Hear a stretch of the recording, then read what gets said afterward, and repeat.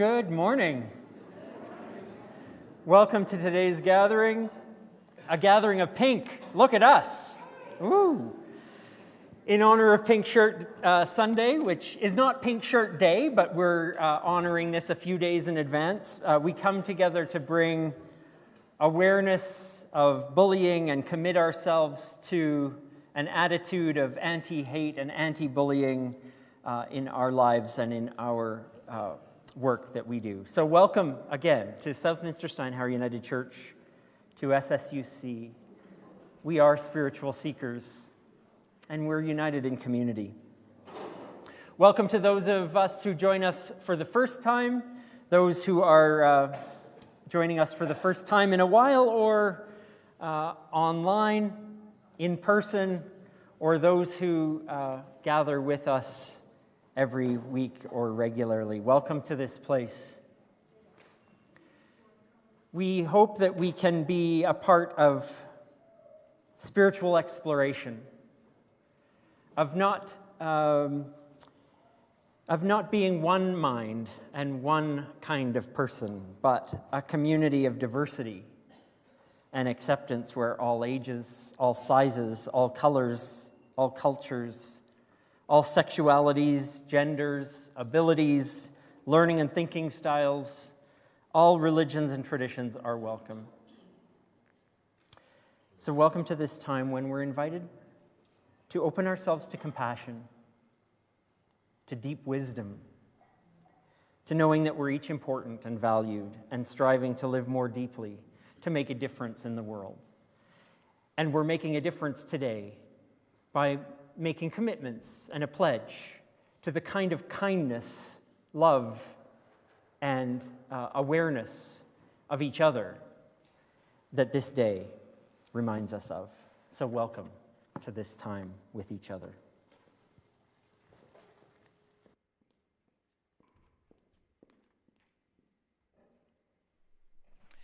Good morning, everyone. My name is Terry McDougall, and I'm your gathering companion today.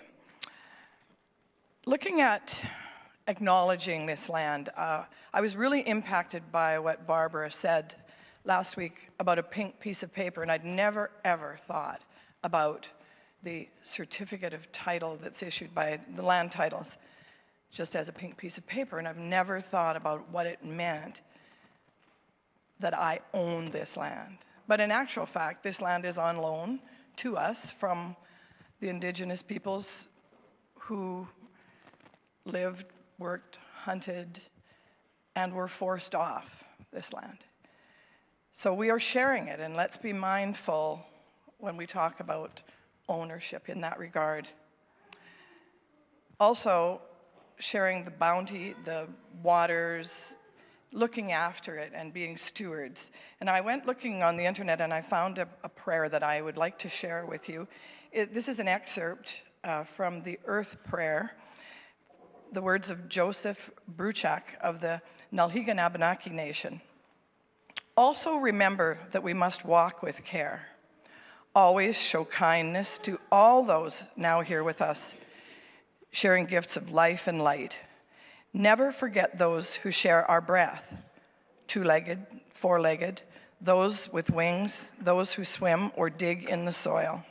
The grass, the trees, all living things, from the greatest to those too small to see, are also related, one and all. Lirogo Wangan, all our relations. And while I'm here, I'm going to bring the light. And as we bring the light into this space, I ask each of you to open your hearts, share your unique light, light of tolerance, compassion, and deep love.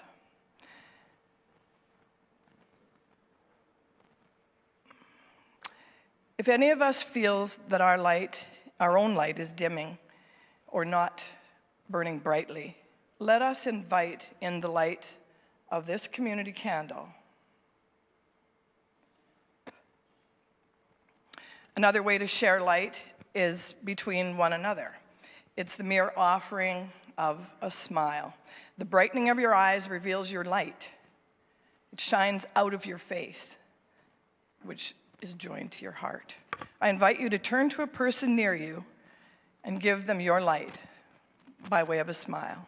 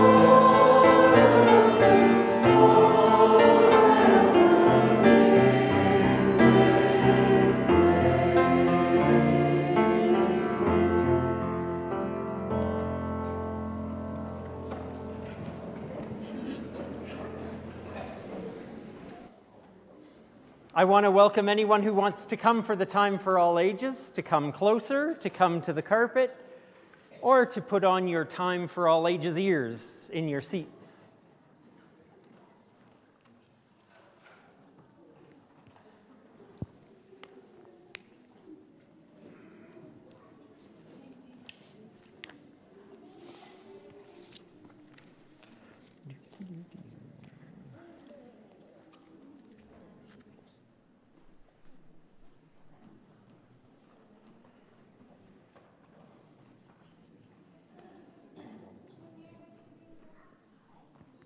Hello, Tyler. Oh, it's Naruto running like this. Hello, nice.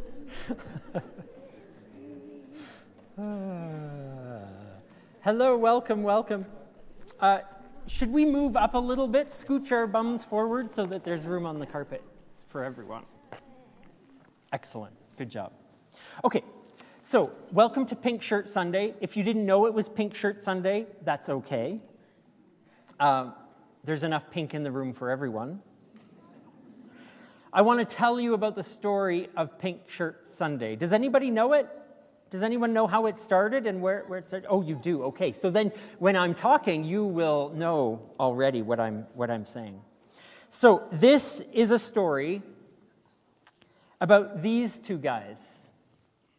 Their names are David and Travis. And they live in Nova Scotia. That's on the other side, the east side of our country. In 2007, that was quite a while ago, they were in grade 9. So there's some pictures of them in grade 9. And it was the first day of school, and they saw a guy come to class, their classmate came to school in a pink shirt. And people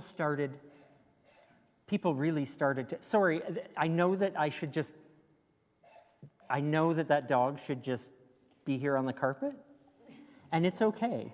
I just like, wow, is that a real dog? Where was I? Oh yeah, Travis and David. So a classmate came to school on the first day with a pink shirt, and he was bullied for it. A bunch of classmates made fun of him for wearing a pink shirt. Now, maybe that seems like a crazy thing to make fun of somebody over, but yeah. I don't make fun of anybody. I just think it's cute that they're wearing a pink shirt because I never saw someone wearing a pink Sure, yes, yeah, that's a great shirt. I think it's very brave. And So yes, it was brave of him to wear a pink shirt, maybe, or maybe pink was his favorite color, or who knows why. It doesn't matter. But he wore a pink shirt, and other people were making fun of him. So David and Travis at the time they wondered, what do we do? We don't like this. We don't like that the rest of our class is making fun of him. So they went home and they thought, and they planned, and they decided that they were going to shop for 50 pink shirts.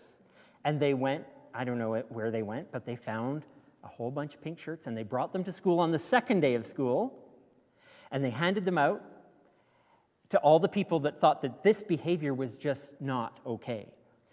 And so then a bunch of people wore pink shirts on the second day to show this boy that he wasn't alone, and that other people supported him, and that those bullies who were making fun of them were wrong.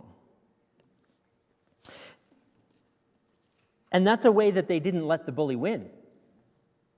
And so from that moment on, it just kind of got to be a really special thing for them and their school. And every year, they picked a day, and they all wore pink shirts. And it reminded them to not bully each other, to create an atmosphere and a school and a classroom of kindness where we don't make fun of each other. And that happened in their school, and then it spread all over Nova Scotia, and then it spread all over Canada, and it spread even further than that to other places in the world. So that's amazing, and that's why we're wearing pink today, because it's a way for us to say, we don't like bullies, and we're going to stand up to people that are mean, and show everyone that they're not alone, and that we can be loving and kind and supportive of people. Who knows what a bully is? I mean, it's someone who makes fun of someone for a pink shirt, but what else is a bully? What's a bully do? a bully punches you and hurts your feelings, says mean words like bad words. Yeah. We don't need examples. Yes. Like F word and Sure. Yes. So they could be physically violent. They could punch or push. They could use their words to be really mean and say nasty things to you or about you. What else does a bully do? Tyler?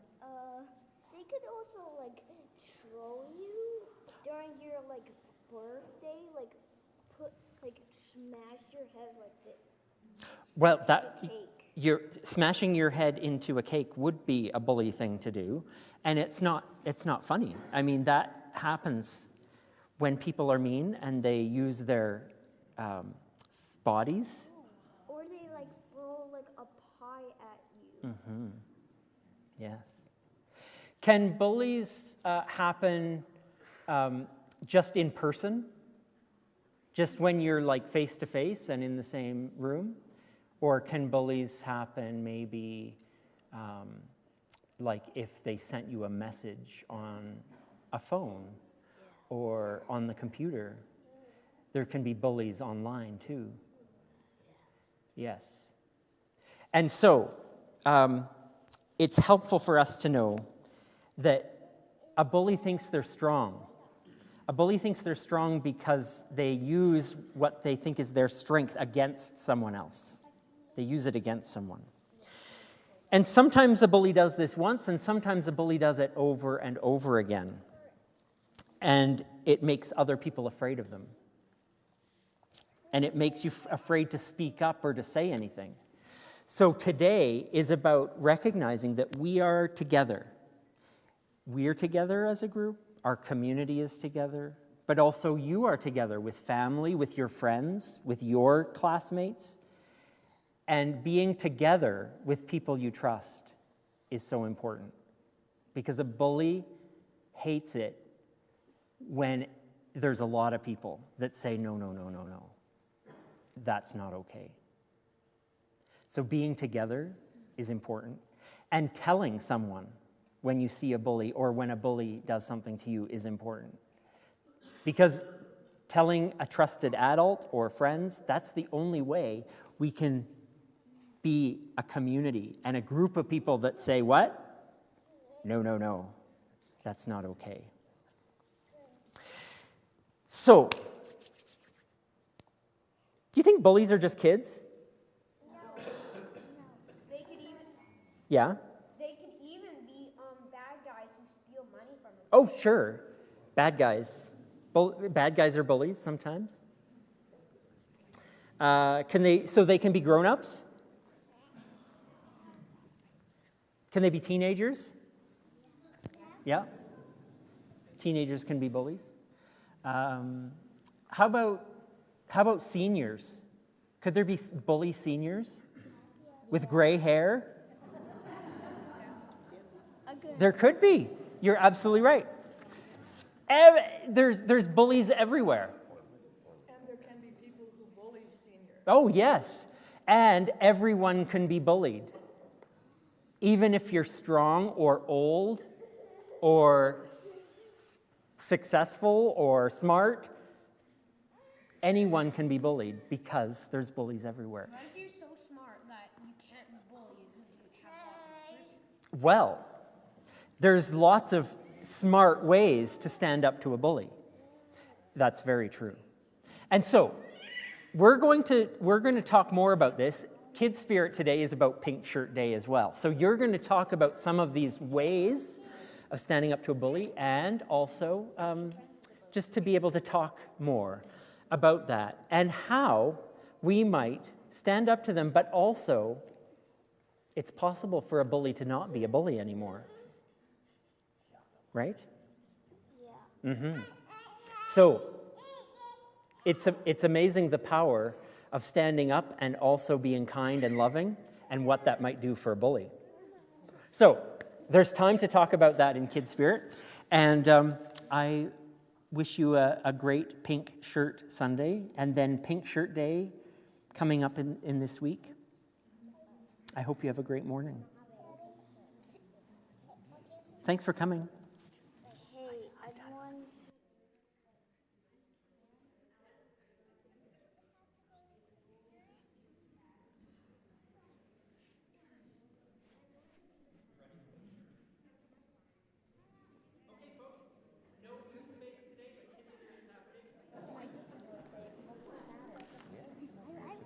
Or we can stay on the carpet.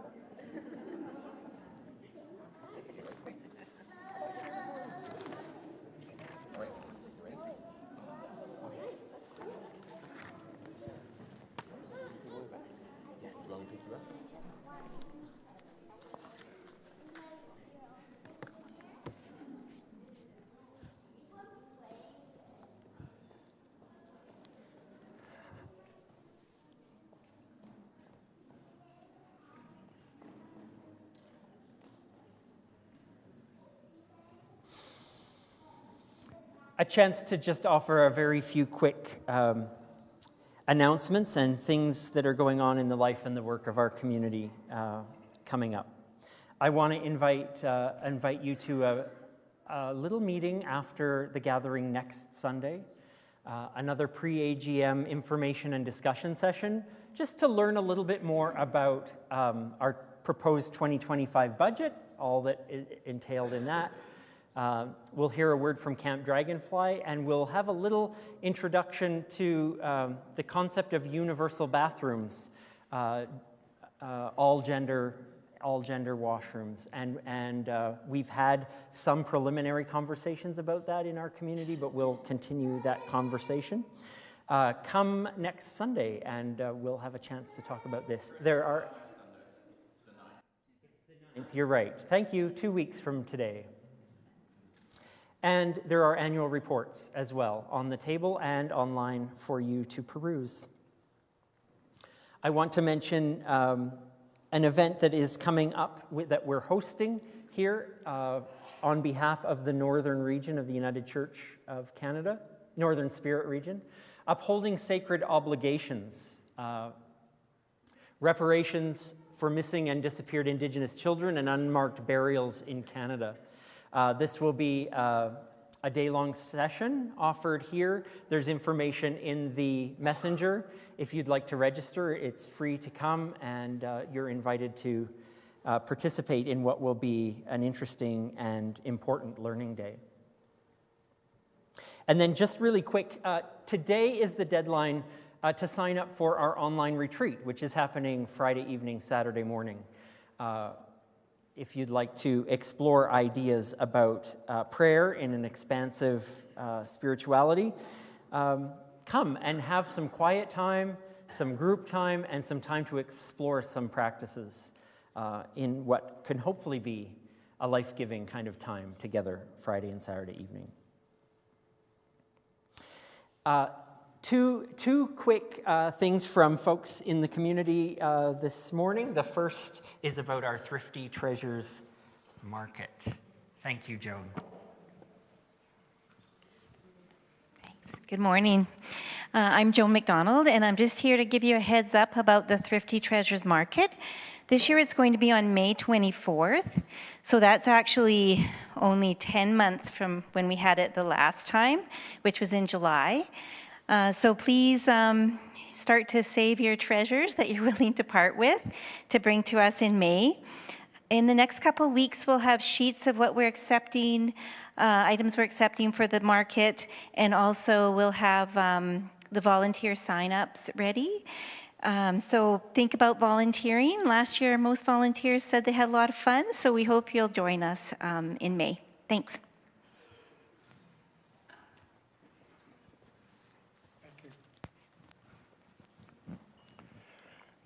Good morning. My name is Dale Irving, and I'm a member of the 100th anniversary of the United Church of Canada Committee for Southminster Steinhauer United Church. That's a mouthful. I think sometimes at SSUC we forget about our roots in the United Church because we are so open to everyone that, it's wonderful that we include people from all sorts of backgrounds and traditions. But we're highlighting this year the United Church of Canada, and Gail Simonson has, over the past number of weeks, been putting a little bit of the history of the United Church in the messenger, and I hope you've been reading it. I've been reading it, and I've been enjoying it, and it gives us a little bit of a sense of who we are in our connection to the United Church. Our committee believes it's also important to share some personal reflections of what it has meant for you to be a part of the United Church of Canada. And so we're seeking some volunteers who would be willing to take 2 minutes once a month just to share something about an event, a time when something really significant in the church happened for you that you would be willing to share with the rest of our community. My roots in the United Church are very, very deep. They go back to the Methodist tradition. My great-grandfather was a Methodist minister in New Brunswick. My grandfather, Stephen Irving, was minister in Lamont United Church when church union happened on the 10th of June, 1925. My father was a United Church minister who spent a couple of tours of duty during the Second World War and then spent the rest of his ministry in Manitoba, BC, and Alberta. And I was ordained in 1967. So there's a long connection back into the United Church. And except for 3 years that Sharon and I spent in Cape Breton, I have spent all of my ministry here in Alberta. So, as you can see, I have a vested interest in lifting up some of the stories and the history that have brought us to this time and this place. And if you would like to offer something of your experience over the next few months, please connect with me following the service. I brought my book with me so I can write your name beside a date, and we'll go from there. Thank you.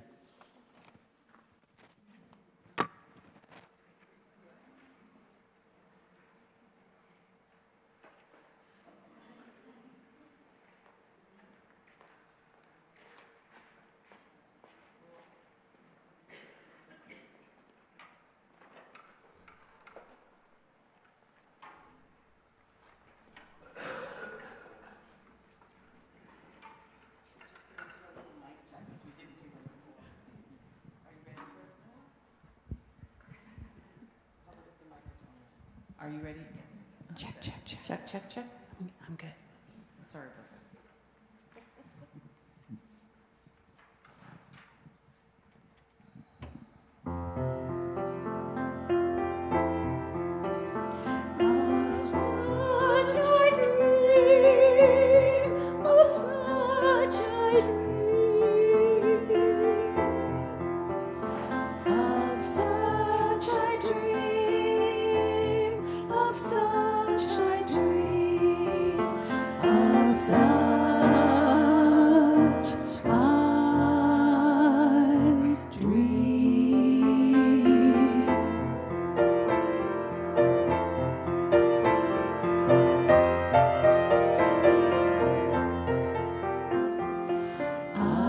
Dream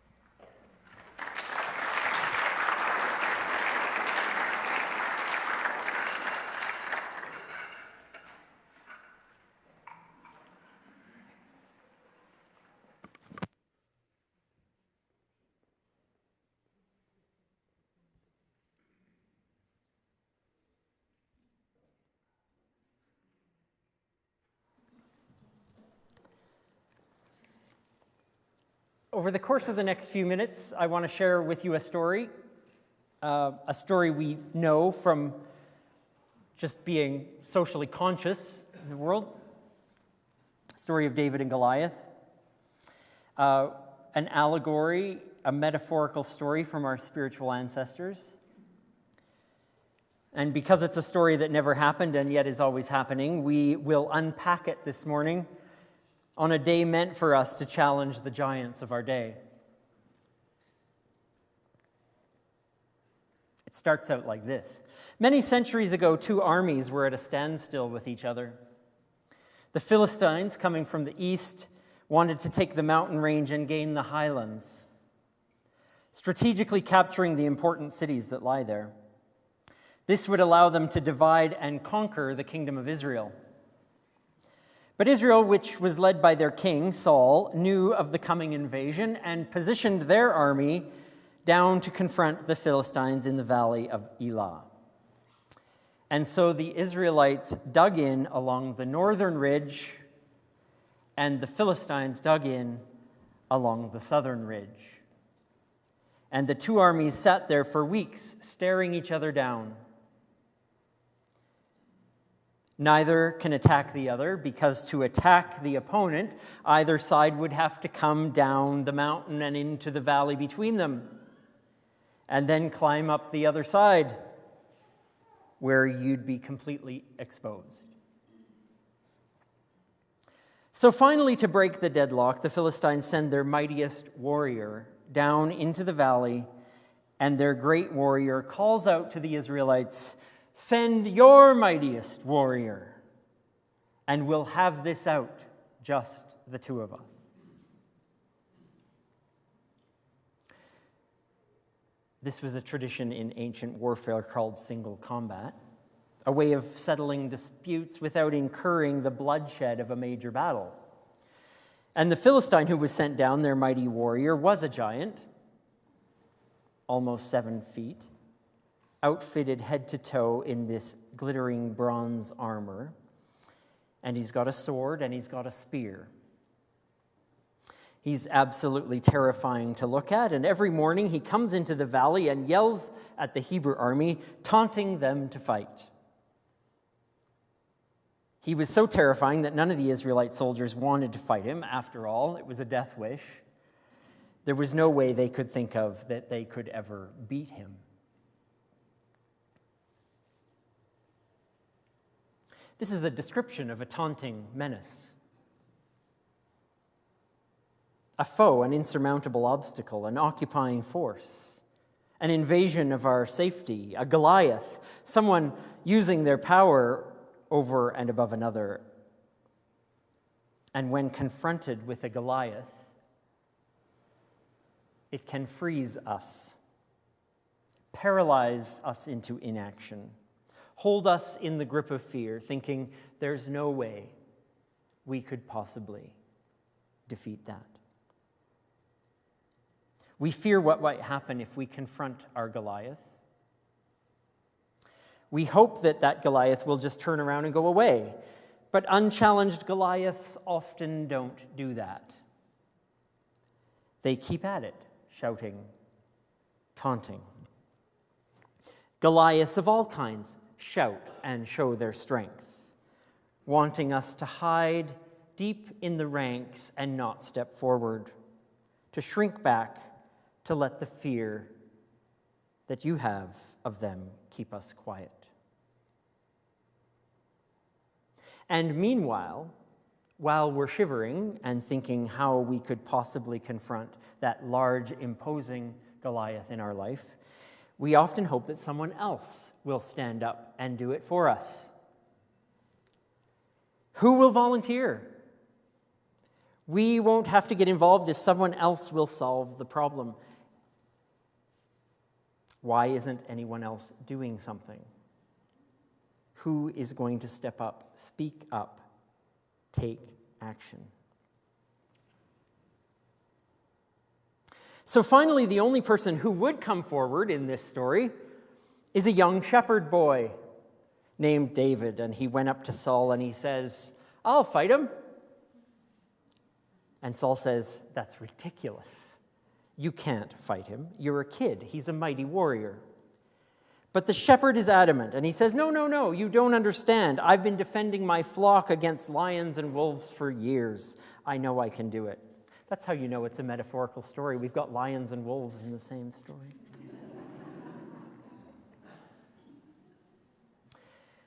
And so King Saul felt he had no choice. He had no one else who'd come forward, so he says, "All right."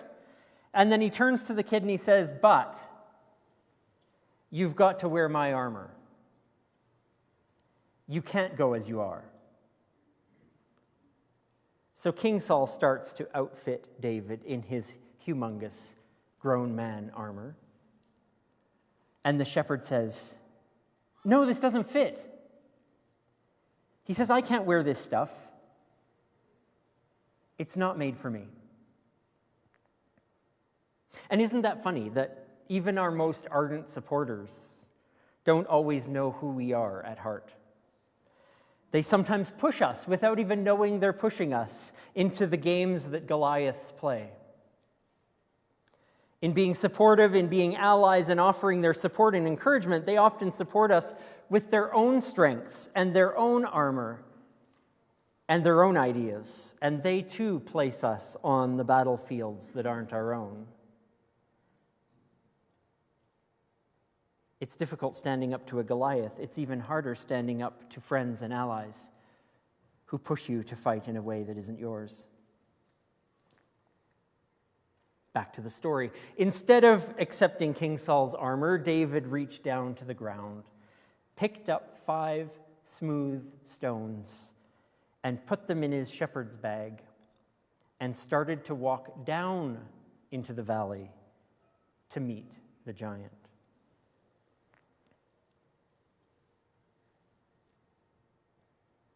When we're confronted with a Goliath in our lives, we're tempted to believe that only the biggest and the strongest and the most powerful will be helpful.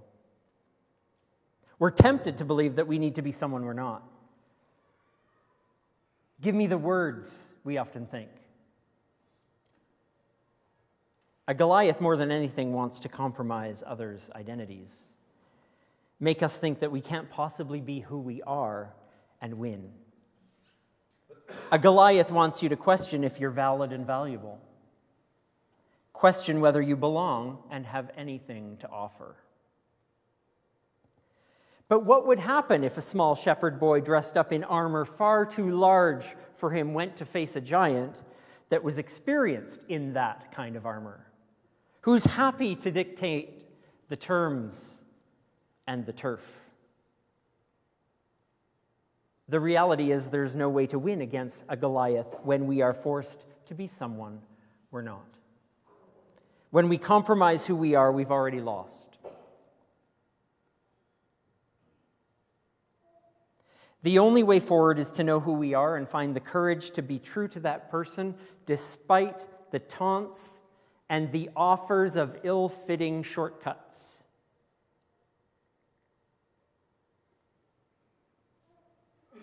Back to the story. The giant saw this small boy approaching and calls out, "Come here to me so I can feed your flesh to the birds of the heavens and the beasts of the field." Trash talk of the highest order.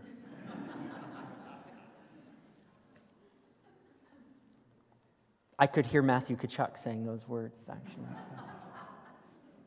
Sorry, hockey reference. And the shepherd boy drew closer and closer, and the giant saw that he was carrying a staff, or maybe more accurately, that a staff was all he was carrying. And instead of a weapon, just this shepherd's staff, and the giant was insulted. "Am I a dog that you would come at me with a stick?"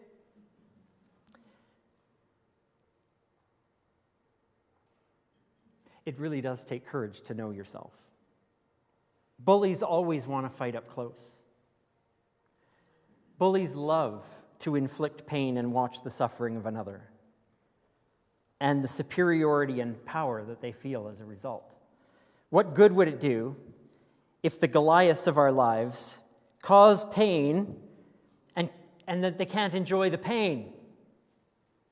The bully will always say, "Come here, come close." So the boy hears the taunt and stops a ways off, takes one of the stones out of his pocket, puts it in his sling, and swings it around. And when it was swinging good and fast, he let it fly. And he hit the giant right between the eyes. David spent his entire life using a sling to defend his flock. That's where his strength lies. He's a slinger. It's not a toy slingshot. It's not like what you picture in the comics. Like, pew. These are two long cords with a leather pouch in the middle, and he'd have placed the stone in the pouch and whirled it around. Like, we're talking large leather straps. And as fast as he whirls that around and lets go one of the cords, that stone would have flown, and flown a great distance. And David would have used that to scare wildlife away from his flock. He would have used it to move the sheep. He would have used it if he had to defend them. So here he is, this shepherd, experienced in a practiced skill, up against this lumbering giant weighed down by 100 pounds of armor and these incredibly heavy weapons that are useful only in a short range fight. And David recognizes that he doesn't need to fight this way. He doesn't need the Goliath to dictate the terms. He can stop the fight before it even starts. And from 200 meters away with the knowledge of who he is.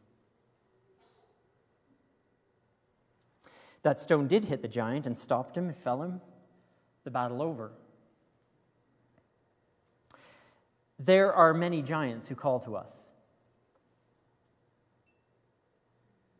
You've probably been thinking of who and what they are this whole time. I'm not going to tell you who your giants are. Sometimes they're personal foes, real-life bullies, larger-than-life people, words, actions, texts, social media posts that directly abuse us or call us out, to call us to come close so they can fight with us and demean us. Sometimes they're social foes, the systems and decisions, the cultural, the political, the social isms that confront us and dare us to take them on. Sometimes the giants are of our own making. They live here in our hearts and our heads, which make them no less real, by the way. And they live within our fears and our obsessions and our addictions and our traumas and our losses. The giants, the bullies, the Goliaths are everywhere. The only tool we need is our ability to know ourselves and to respond from who we are, who we seek to be, and allow that inner strength and character to confront our giants in only the way that we can. There isn't a right way to defeat a Goliath. There is only how creative we are at expressing who we are and finding out the strength of our own skills and experience, the strength of simply standing, and the strength of who we are together.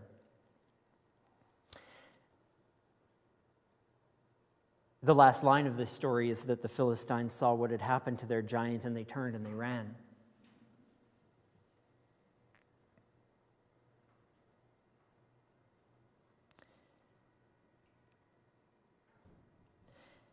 This story inspires us, in us, many things. May we find the courage required to face the Goliaths of the world by standing in the strength of who we are.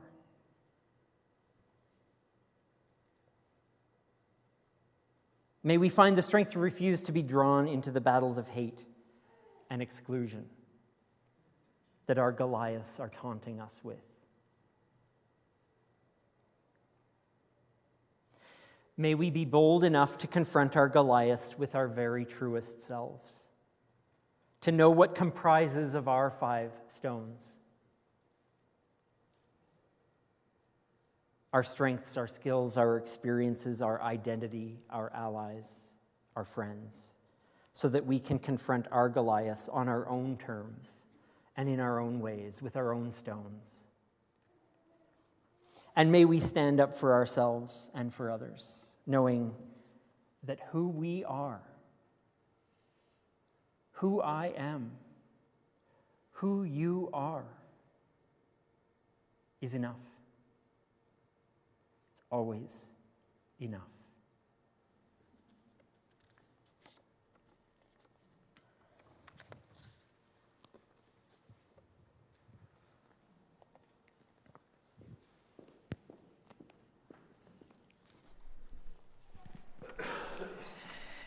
I invite you to stand if you are able. We're going to recite the anti-bullying pledge. The words will be on the screen.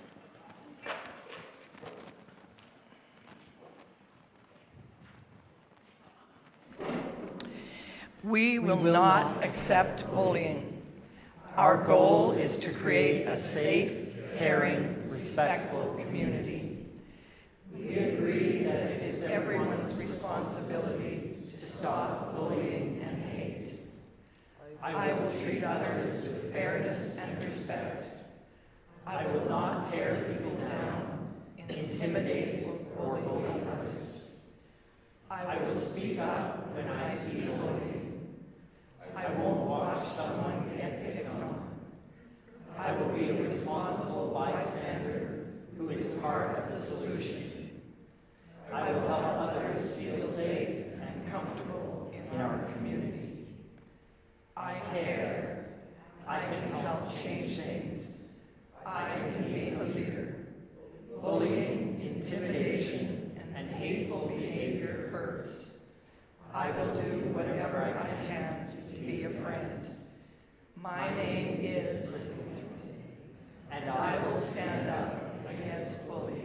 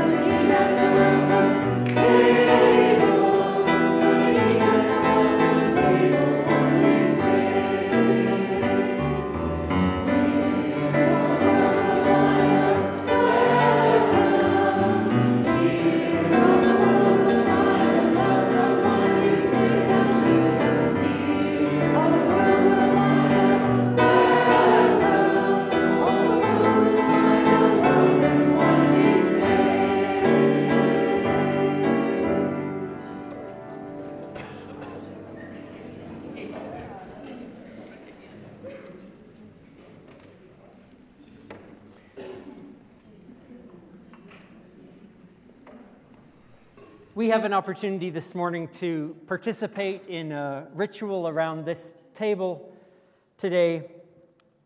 And as we do so recognizing that community is here, community is online, and you're welcome to participate in whatever way feels right to you today.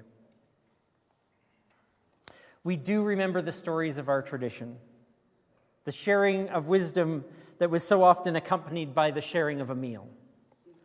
We remember stories of Jesus of Nazareth sharing life, food, wisdom, gratitude, and we hope that remembering this long tradition inspires us to commit to lives full of that same shared life of community support.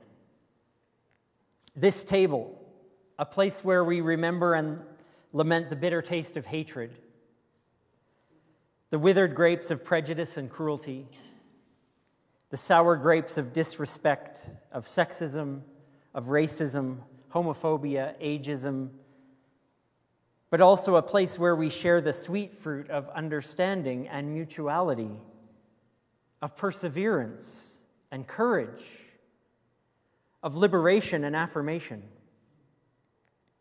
This table can be a place where our gratitude for life is shared and where acts of justice begin, where we organize and energize, a place where we discover and share what's required for life to flourish, to gather in solidarity with all who dream for a more fair, a more kind, a more just world. And so we're invited to this table to share in the earth's gifts of bread, of which we'll each find a little mouthful, and the earth's gifts of grapes, of which we'll find a few. And that'll happen once or twice.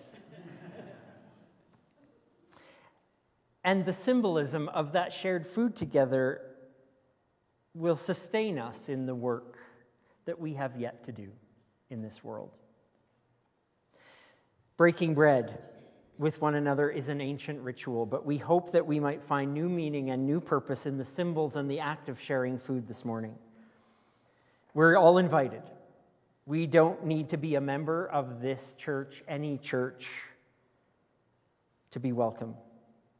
You need not be this way or that, believe this, that, or the other. This ritual doesn't bind you or commit you to anything other than what meaning and commitment you make yourself. So you may come to receive a piece of bread and some grapes, or you may participate in your own way by staying in your seat and listening to the music and relishing community. But know this, we're all invited, regardless of where we are, where we've been, or where we're going. Regardless of who we are or how we identify, this is the ritual of belonging. So know that you belong to life.